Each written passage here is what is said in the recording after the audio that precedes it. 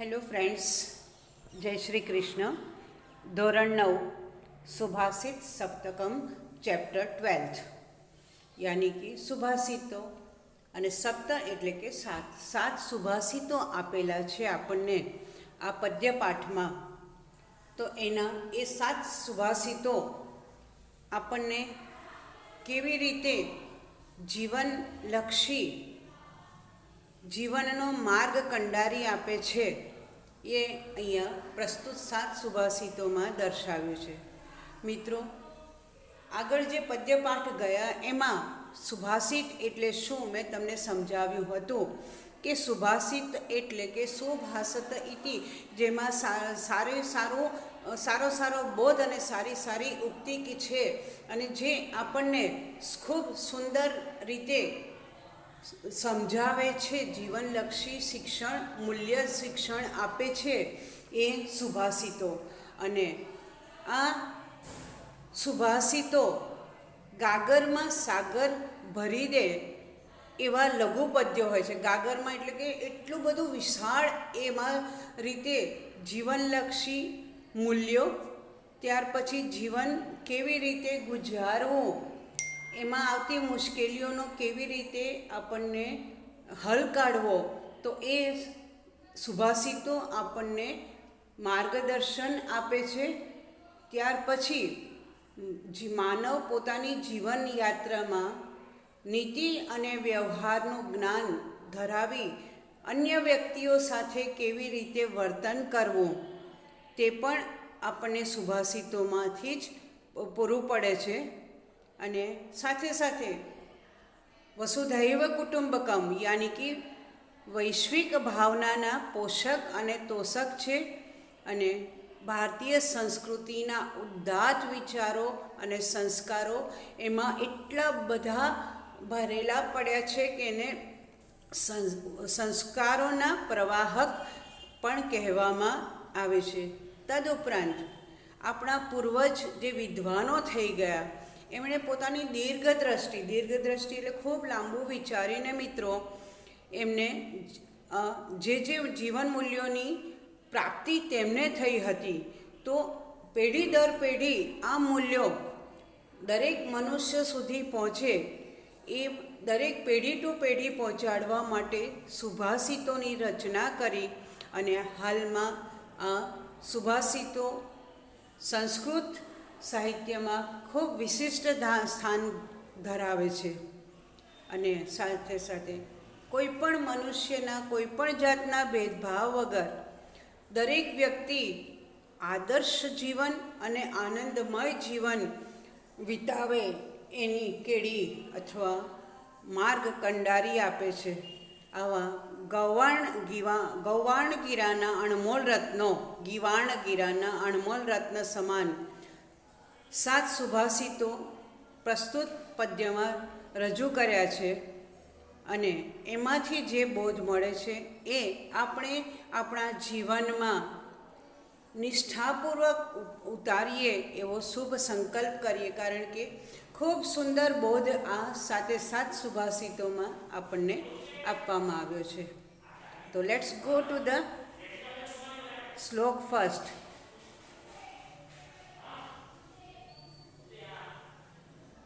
શનૈઃ પંથાઃ શનૈઃ કંથા શનૈઃ પર્વતલંઘનમ શનૈર્વિદ્યા શનૈર્વિત્તમ પંચેતાની શનૈઃ. શનૈઃ એટલે કે ધીમે ધીમે. તો આજે પાંચ વસ્તુઓ આ શ્લોકમાં જે દર્શાવી છે એ ધીમે ધીમે કરવી જોઈએ. તો સૌથી પહેલું છે શનૈઃ પંથાઃ. પંથ એટલે કે માર્ગ, રસ્તો. તો આપણે માર્ગ જે કાપવો છે ને એ ધીમે ધીમે કાપવાનો. જો બહુ ફૂલ સ્પીડમાં જઈએ તો શું થાય? અકસ્માત થવાનો ભય રહે, અકસ્માત થવાનો ડર રહે.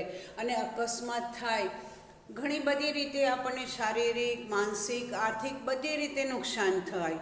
તો એના કરતાં આવું નુકસાન ભોગવવું એના કરતાં ધીમે ધીમે માર્ગને કાપવો, વ્હીકલ ચલાવવું તો ધીમે ધીમે, આપણે ચાલીએ તો પણ ધીમે ધીમે, ચારે બાજુ નજર કરતાં કરતાં ક્યાંક આ બાજુથી વ્હીકલ ના આવે, કોઈ આ બાજુથી વ્હીકલ ના આવે, કે આપણને ટક્કર મારીને ન જાય. આમ રસ્તો ઓળંગવો કે માર્ગ કાપવો એ ધીમે ધીમે આપણે ઓળંગવો જોઈએ, માર્ગ ધીમેથી કાપવો જોઈએ.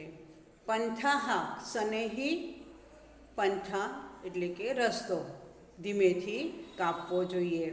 હવે ત્યાર પછી બીજું કહેવામાં આવ્યું છે સનેહી કંથા, સનેહી કંથા એટલે કંથા એટલે કે ગોદડી. મિત્રો હવે તો તમે ગોદડી નામ સાંભળ્યું તો હશે, હજુ સુધી તમારી પેઢી તો સાંભળશે, કારણ કે હવે તો ગોદડીઓનું ચલન પણ બંધ થઈ ગયું છે. કારણ કે ગોદડીઓ પહેલાં જે કપડાની બનાવતા હતા, ઘરમાં જે જૂના કપડાં હોય ને એ કપડાને સુંદર રીતે કવરમાં ગોઠવી અને કપડાં પાછા આઘા પાછા ન થઈ જાય, નાના નાના ટુકડા હોય એ પાછા આઘા પાછા થઈ જાય, આમ ખંચેરીએ પાથરીએ તો, એટલે એને ટાંકા લેવામાં આવતા હતા. તો એ ટાંકા લેતી વખતે જો આપણે ધીમે ધીમે ટાંકા ન લઈએ તો પાછું શું થઈ જાય, કપડાં બધા વચ્ચે આવી જાય અને વચ્ચે ટેકરો થઈ જાય અને આજુબાજુ પોલાણ થઈ જાય. હવે તો ગોદડીઓનું બનાવવાનું ચલણ જ નથી રહ્યું. તૈયાર ગોદડીઓ પણ એક્રેલિક રૂની નાના બાળકો માટે પણ મળે છે, મોટાઓ માટે મળે છે, ઓઢવા માટે રજાઈઓ મળે છે અને ગાદલા મળે છે. એટલે પરંતુ આ તો આપણે જોયું ને કે આ આપણા પુરાતત્વ વિદ્વાનો જે છે એમણે પોતાના અનુભવ પરથી આપણને કહ્યું છે, સુભાષિતો દ્વારા સમજાવ્યું છે કે સનેહી કંથા એટલે કે ગોદડી પણ ધીમે ધીમે બનાવવી, નહીં તો જલ્દી જલ્દી ટાંકા કરીએ તો કપડાં આઘા પાછા થઈ જાય અને વચ્ચે ટેકરો તો સૂતા ફાવે નહીં. એટલે ગોદડી જો બનાવવી હોય તો પણ ધીમે ધીમે બનાવવી જોઈએ. ત્યાર પછી એમ કહેવામાં આવ્યું છે સનેહી પર્વત લંઘનમ. લંઘન એટલે કે ઓળંગવું અને પર્વત એટલે કે પર્વત. આપણે પર્વત પર પણ જો ઓળંગવો હોય ને તો ધીમે ધીમે ઓળંગવો પડે. જો સટ તમારા જેવા જુવાનોનો એટલો બધો જુસ્સો હોય ને ફટફટ ચડી જાઓ, પણ હજુ તો 20-25 ફૂટ જાય ને ત્યાં તો શ્વાસ ચડી જાય, હાંફ ચડી જાય, હા હવે તો ઊભા જ રહેવું પડશે, પાણી પીવું પડશે, શરબત પીવું પડશે. પણ જો ધીમે ધીમે શાંતિથી ચડીએ તો આપણો શ્વાસ ન ચડે અને આપણે ઊભા ન રહેવું પડે, પણ સળંગ ધીમે ધીમે ધીમે ધીમે આપણે આ પેલા સસલાને કાચબાની જેમ રેસ લાગી હતી ને, સસલાને કાચબો ધીમે ધીમે ધીમે ચાલતો તો છેક લક્ષ્ય સુધી પહોંચ્યો અને પેલો સસલું દોડીને થાકી ગયું એટલે એને ઝાડ નીચે આરામ લેવો પડ્યો. તો એ જ અહીંયા આપણે સમજવાનું છે કે જો પર્વત પણ ઓળંગવો હોય ને તો ધીમે ધીમે ઓળંગવો, નહીં તો શું થઈ જાય, આપણે અડધેથી પછી પાછા આવતું રહેવું પડે. એવું ન થાય તો આપણા લક્ષ્યની સિદ્ધિ થાય એ માટે આપણે શું કરવું, પર્વત પણ ધીમે ધીમે ઓળંગવો જોઈએ. અને ત્યાર પછી સનેહી વિદ્યા પણ જો પ્રાપ્ત કરવી હોય તો એ પણ ધીમે ધીમે. પહેલાં ધોરણમાં આવ્યા અને હું સીધો 5મામાં આવી જાઉં, 4 ધોરણનું એક સાથે ભણી લઉં, એ અપચો થઈ જાય મિત્રો.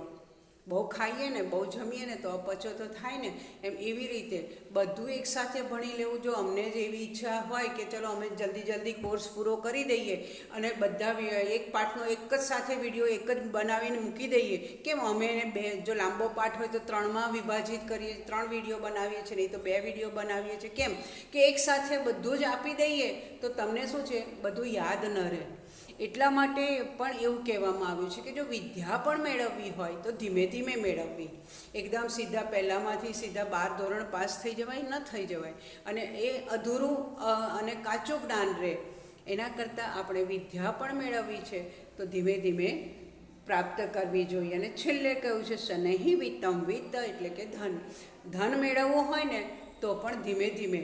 આપણે કોઈ પણ ધંધો શરૂઆત કરીએ તો શરૂઆત હંમેશા નાની જ હોય. તો ધંધો કરીએ, ચાની લારી હોય, ચાની લારીમાંથી મોટી આપણે શું છે, નાની ચાની હોટેલ બનાવી, પછી એમાં થોડું નાસ્તા પાણી મૂકતા ગયા. એટલે ધંધો શરૂઆત કરીએ નાનો હોય અને એની પછી ધંધો ધીમે ધીમે વિકસતો જાય અને એ રીતે આપણે ધન પ્રાપ્ત કરતા જઈએ. માટે આમાં એવું કહેવામાં આવ્યું છે કે સનેહી પંથા એટલે કે ધીમેથી માર્ગ કાપવો, સનેહી કંથા એટલે કે ધીમેથી ગોદડી સીવવી, પછી સનેહી પર્વત લંઘનમ પર્વત પણ ઓળંગવો. કેવી રીતે? તો ધીમેથી પર્વત ઓળંગવો. પછી એમ કહેવામાં આવ્યું છે સનૈર વિદ્યા એટલે કે વિદ્યા મેળ પ્રાપ્ત પણ ધીમે ધીમે જ ગ્રહણ કરો અથવા પ્રાપ્ત કરો. ને શનૈ વિત્તમ એટલે કે ધન કમાવાની ક્રિયા પણ કેવી હોય છે? ધીમે ધીમે એકદમ એક સાથે આપણને નથી ધન કમાઈ જવાતું. શરૂઆત હંમેશા નાની અને ધીમી જ હોય છે. એ માટે એવું કહેવામાં આવ્યું છે કે આ 5 બાબતો કેવી છે? ધીમે ધીમે કરવાથી સફળતા મળે છે અથવા ધીમે ધીમે કરવામાં આવે છે. બીજા શ્લોક પર જોઈએ મિત્રો.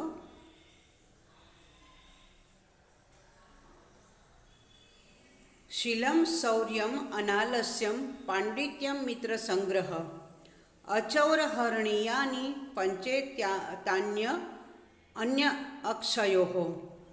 ફરીથી વાંચું છું મિત્રો, થોડીક આ સંધિમાં ભૂલ થઈ ગઈ છે. એટલે કે શીલમ શૌર્યમ અનાલસ્યમ પાંડિત્યમ મિત્ર સંગ્રહમ અચૌરહરણીયાની પંચેતાન અક્ષયો નિધિ. પંચેતાન એટલે કે 5, અક્ષય નિધિ એટલે કે અક્ષય એટલે કે ન ખૂટ અક્ષયરૂપી અક્ષય ખજાનો કહેવામાં આવે છે ને. એટલે કેવો ખજાનો? તો અવિનાશી, જેનો કદી નાશ ન થાય, ન કદી ખૂટી પણ ન પડે. એ ધીમે ધીમે એમાં વધારો થતો રહે પણ કદી જ ખૂટે નહીં. અને નિધિ એટલે કે ખજાનો. તો આ 5 જે ખજાના છે એનું અહીંયા નિરૂપણ કરવામાં આવ્યું છે આ શ્લોકમાં. તો સૌથી પહેલું છે શીલમ એટલે કે ચારિત્ર, સારું ચારિત્ર. જો મિત્રો તમને પણ મમ્મી પપ્પા ઘણી વખત શીખ આપતા હોય છે કે બેટા આ છોકરાની દોસ્તી કરજે, આની ન કરીશ, કારણ કે એ બહુ સારો છોકરો નથી. સારો છોકરો નથી એટલે કે એનું ચારિત્ર સારું નથી, ખોટા કામ કરે છે, પછી ભણવા નથી ધ્યાન આપતો, રમવામાં કે ફરવામાં કે ખોટા કામ કરવામાં વધુ ધ્યાન આપે છે. એટલે મા બાપ પણ આ આપણું સારું ચારિત્ર ઘડાય એ માટે આપણને શું કહે છે કે સારા મિત્રોની દોસ્તી કરવાનું કહે છે. એ શું?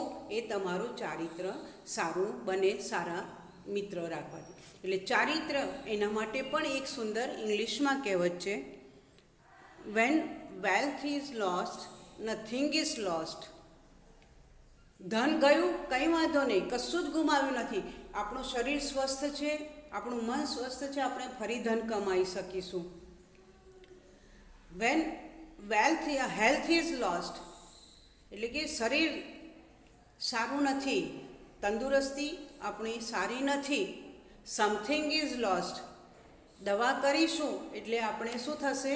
પાછા સારા થઈ જઈશું. એટલે જો શરીર નિરોગી નથી, તંદુરસ્તી સારી નથી, તો કંઈક ગુમાવ્યું આપણે, કારણ કે એનાથી મન ને તન બંને પર અસર પડે છે.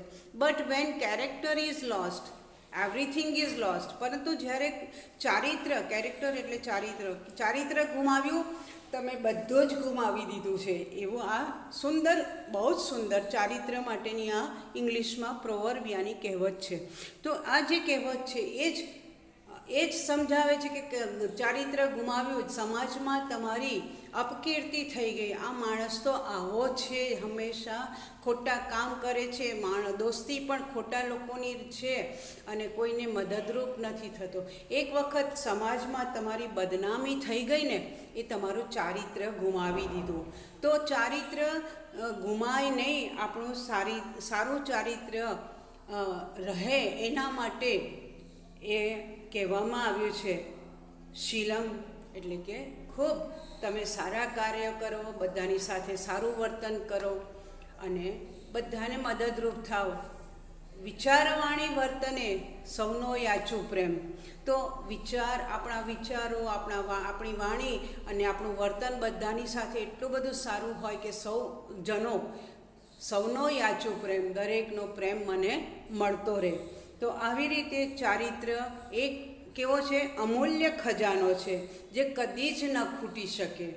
પછી ત્યાર પછી કીધું છે શૌર્યમ. શૌર્ય એટલે કે વીરતા, શૂરવીરપણું.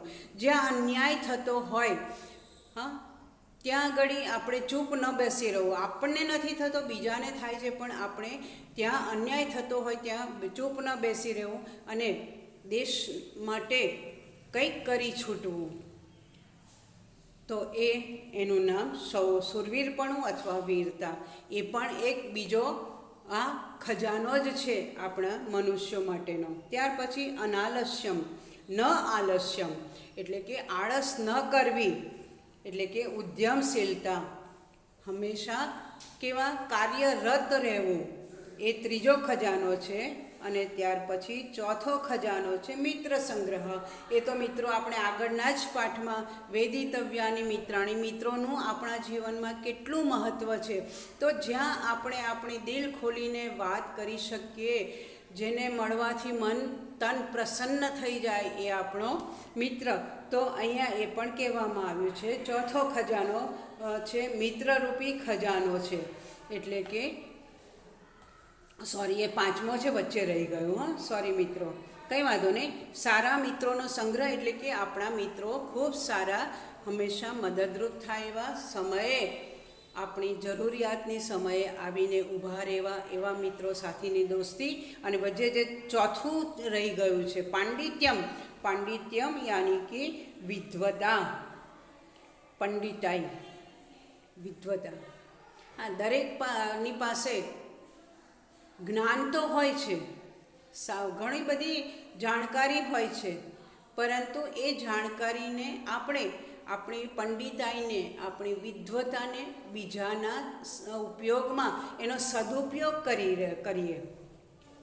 જેમ શિક્ષકો પોતાની વિદ્વતા આપણી સમક્ષ દર્શાવે છે, એનું પ્રદર્શન કરે છે, તો આવા વિદ્વાનો અને પંડિતો એ પણ આપણો એક ખજાનો જ છે.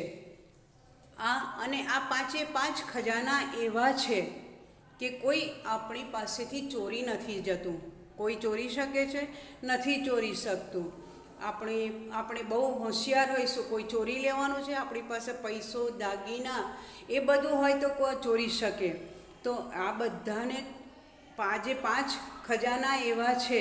કયા કયા? તો સારું ચારિત્ર, શૂરવીરતા, ઉદ્યમશીલતા, પંડિતાઈ અને સારા મિત્રોનો સંગ્રહ.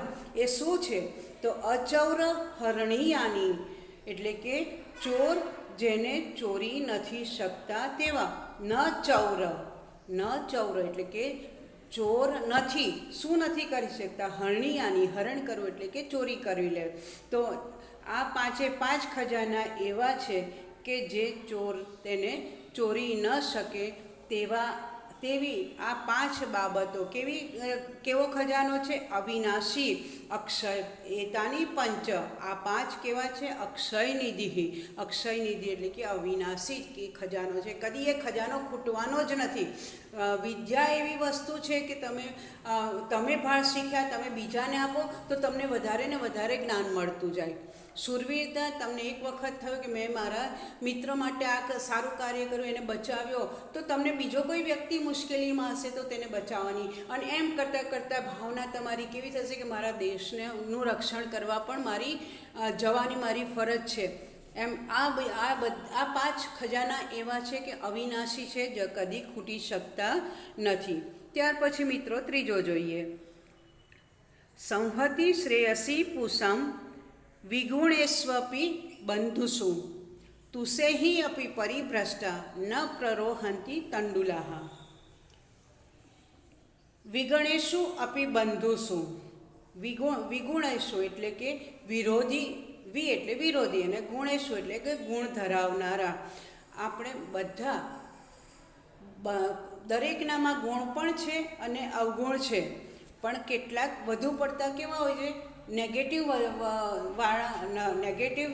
ગુણ ધરાવતા અથવા નેગેટિવ વિચારતા લોકો વધુ પડતા હોય છે. એટલે કે વિગુણેશુ અપી બંધુષુ એટલે કે આપણા સગાઓ, બંધુ એટલે ભાઈ ભાંડુ, સગા, સ્નેહીજનો, તો એમાં વિરોધી ગુણ ધરાવનારા સગાઓમાં પણ માણસોની પુંસામ સંહતિ શ્રેયસી, પુંસામ એટલે કે મનુષ્યોનું, અને સંહતિ એટલે કે એકતા અને સંગઠન. તો આપણા ઘરમાં આપણા પાંચે પાંચ આપણે ઘરના સ્વજનો અથવા આપણા કાકા મામા ફોઈ ફુવા કે આપણા બે જે સગા સંબંધીઓ છે એમાં દરેક એક સરખો સ્વભાવ નથી ધરાવતા. કોઈ બહુ દયાળુ હોય, કોઈ બહુ ક્રોધી હોય, પછી કોઈને કેવું નેગેટિવ વૃત્તિવાળા હોય. તો આવા વિરોધી ગુણ ધરાવતા દરેક સગાઓમાં પણ શું હોય છે? એકતા હોય છે, સંગઠન હોય છે. અને એના કારણે કુટુંબ ભાવના કેવી હોય છે? પ્રજ્વલિત રહે છે. અને એના કારણે ક્યાંક જો કુટુંબમાં મુશ્કેલી આવી તો બધા એકબીજાની પડખે ઊભા રહી જતા હોય છે. તો આવી રીતે વિરોધી ગુણ ધરાવનારા સગાઓમાં પણ માણસો જો એકતા ધરાવે, દરેક એકબીજાની મદદે આવે તો એ કલ્યાણકારી હોય છે. અને જાને હવે મારા કાકાનો છોકરો છે, છો ને જે થયું એનું થવા દે, મારે શું? મારા ભાઈને તો મુશ્કેલી નથી આવીને, મારી મમ્મીને તો પપ્પાને તકલીફ નથી પડીને, તો ત્યાં આપણે એની પાસે નથી ઊભા રહેતા. તો એ કેવું કુટુંબ કેવું થઈ જાય છે? છિન્ન ભિન્ન થઈ જાય છે. તો એના કરતાં જ્યારે આપણે આપણા સગાઓની મુશ્કેલીઓમાં બધા જ સગાવાલા મિત્રો જો આપણી સાથે પડખે ઊભા રહે તો એ એકતા દરેકની કેવી હોય છે? બધાને કલ્યાણકારી હોય છે. માટે જ કહેવામાં આવ્યું છે કે વિરોધી ગુણ ધરાવનારા, બધાના સ્વભાવ જુદા જ હોય છે, એટલે કે વિરોધી ગુણ ધરાવનારા સગાઓમાં પણ માણસોની એકતા કેવી હોય છે? કલ્યાણકારી હોય છે. હવે એનું ઉદાહરણ બહુ જ સરસ આપ્યું છે મિત્રો. તુસેહી અપી પરિભ્રષ્ટા. પરિભ્રષ્ટા એટલે કે છૂટા પડેલા. અને તુસેહી એટલે કે ડાંગરના છોતરા.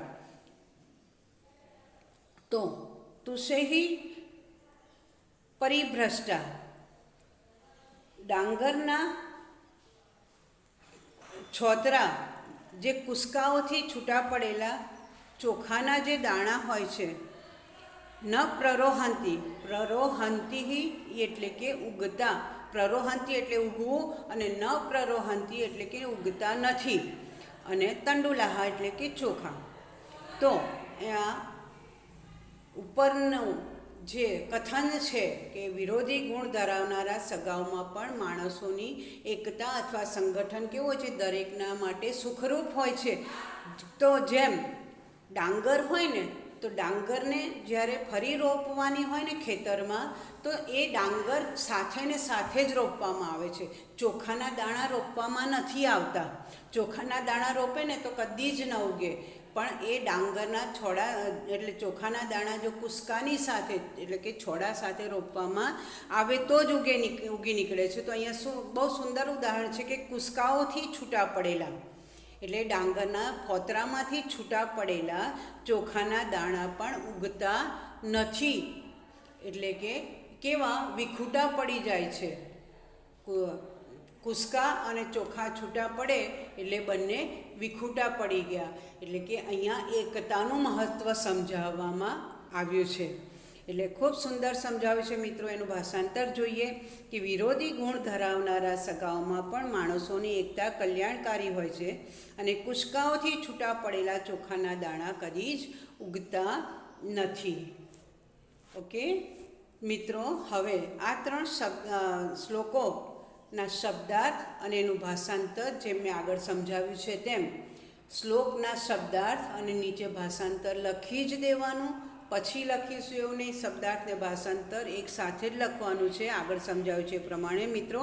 ત્યાર પછીના 4 થી 7 શ્લોકો આપણે ફરી નેક્સ્ટ વિડીયોમાં જોઈશું. ત્યાં સુધી તમે તમારું હોમવર્ક જે આપ્યું તે પૂરું કરતા રહેજો. C you in the next video. Have a nice day. Stay healthy, stay good. જય શ્રી કૃષ્ણ.